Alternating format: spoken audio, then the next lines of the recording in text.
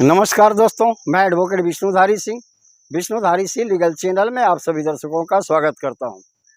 दोस्तों, आज मेरे वीडियो बनाने का टॉपिक है कि क्या किसी संपत्ति में अपना हक त्याग करने के बाद भी उस संपत्ति में आप पुनः अपना हिस्सा प्राप्त कर सकते हैं। Honourable high court 2 high court के जजमेंट से समझे। दोस्तों, उपरोक्त टॉपिक पर चर्चा करने के लिए हमें दो तीन चीज़ों को जानना जरूरी है। पहला है हक त्याग क्या है और हक त्याग कौन कर सकता है। तो दोस्तों, कोई भी व्यक्ति अपना हिस्सा अगर अपने परिवार के अंदर में त्याग देता है, यानी किसी अन्य परिवार के सदस्यों को दे देता है, उसे हम हक त्याग कहते हैं। अब प्रश्न उठता है कि हक त्याग कौन कर सकता है। हमेशा याद रखिए दोस्तों, हक त्याग हमवारिस यानी आपका सहभागीदार, सह अंशधारी या जिसे आप कहते हैं पट्टीदार, वही कर सकता है। दोस्तों, कोई बाहरी व्यक्ति नहीं कर सकता अपना हक त्याग। दोस्तों, किस संपत्ति में हक त्याग होता है, इस तरह का प्रश्न उठता है दोस्तों। तो वह संपत्ति जो पैतृक संपत्ति हो या वह संपत्ति जो शामिलात संपत्ति हो, जिसमें सभी का शेयर हो, सभी का हिस्सा हो, वह अपना हिस्सा चाहे तो त्याग कर सकता है पूरे परिवार के प्रति या पूरे सदस्यों के प्रति। तो दोस्तों, प्रश्न उठता है कि हम गिफ्ट भी देते हैं किसी को, दान में भी, तो बिना कुछ लिए उसको दे देते हैं। तो क्या गिफ्ट और रिलीज, जिसे हम कहते हैं दान पत्र, और हक त्याग दोनों एक ही है? नहीं दोस्तों, दोनों अलग अलग चीज़ है। दान हमेशा स्वअजीज संपत्ति का दिया जाता है या आपका जो निजी संपत्ति हो उसको दिया जाता है। पैतृक संपत्ति में अगर आपको हिस्सा मिला और आपके पास बाल बच्चे नहीं हैं, तब आप उसे दान कर सकते हैं। अगर बाल बच्चे हैं तो वह पैतृक संपत्ति ही कहलाएगी, आप उसे दान नहीं कर सकते दोस्तों। जबकि हक त्याग दोस्तों, आप चाहें तो बाल बच्चे आपके पास है, फिर भी आप अपने शेयर का, अपने हिस्से का हक त्याग परिवार के सदस्यों के प्रति कर सकते हैं। गिफ्ट डीड लिखाने में दोस्तों स्टाम्प ड्यूटी देना पड़ता है, जो लगभग प्रॉपर्टी के वैल्यूएशन का 9 से 10% होता है। महिलाओं के लिए 6% के आसपास है। जबकि दोस्तों, हक त्याग पत्र लिखवाने में, रिलीज डीड लिखवाने में किसी भी तरह के स्टाम्प का कोई प्रावधान कहीं भी कानून में नहीं किया गया है। हक त्याग डीड आप कहीं भी रजिस्टर्ड कराएंगे तो वहाँ पर आपको किसी भी तरह का स्टाम्प ड्यूटी का चार्ज नहीं देना होगा। इस तरह दोस्तों, आप समझ गए होंगे कि जब संपत्ति स्वार्जित है या निजी संपत्ति है तब आप गिफ्ट डीड करेंगे, और जब पैतृक संपत्ति या शामिलात संपत्ति में आपका हिस्सा और बंटवारा नहीं हुआ है, वैसी परिस्थिति में आप हक त्याग करेंगे। दोस्तों, इंडियन रजिस्ट्रेशन एक्ट का सेक्शन 17 सब क्लोज 1 का बी कहता है दोस्तों कि कोई भी हक त्याग डीड जो है उसका रजिस्ट्रेशन कराना जरूरी है।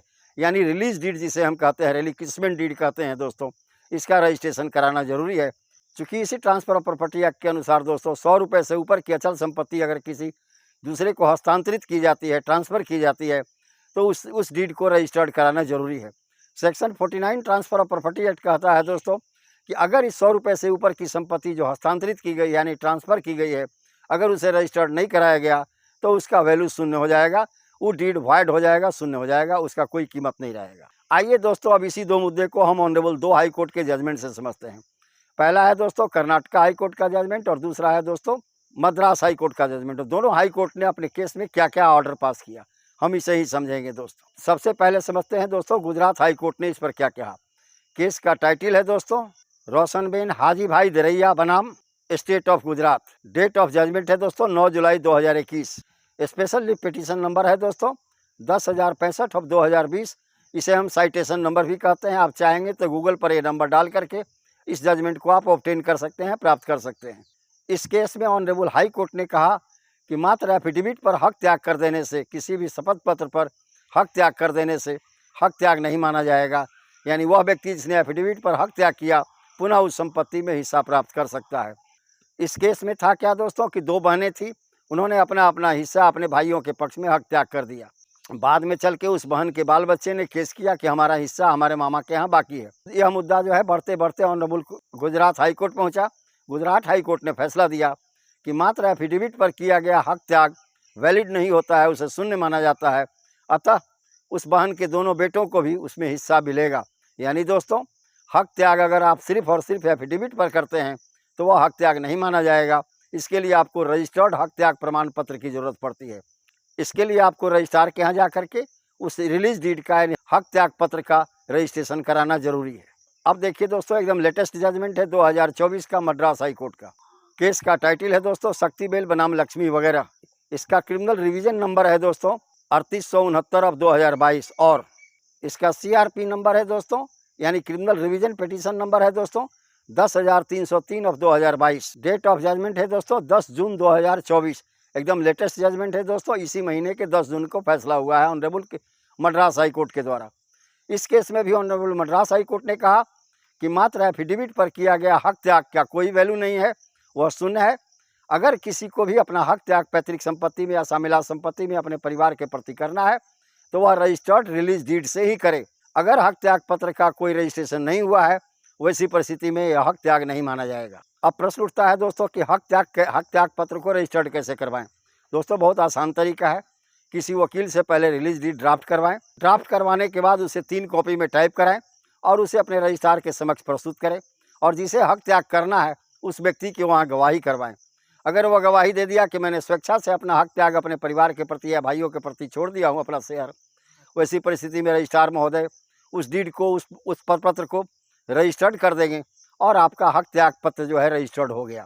इस पर कोई स्टाम्प ड्यूटी नहीं लगती है दोस्तों, मात्र आप चाहेंगे तो 100 से 500 रुपये के बीच का स्टाम्प दे करके नॉन जुडिशियल स्टाम्प पर आप इसे रजिस्टर करा सकते हैं।